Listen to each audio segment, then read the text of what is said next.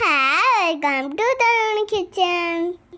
இன்னைக்கு ஒரு shopping video வாங்க பார்க்கலாம். சண்டேனாலே இப்படி தாங்க ஜாலியாக போவோம். நான்வெஜ்ஜில் சாப்பிட்டு தூங்கிச்சு சூப்பர் மார்க்கெட்டுக்கு போயிட்டோம். நிறைய வாங்கினோம்,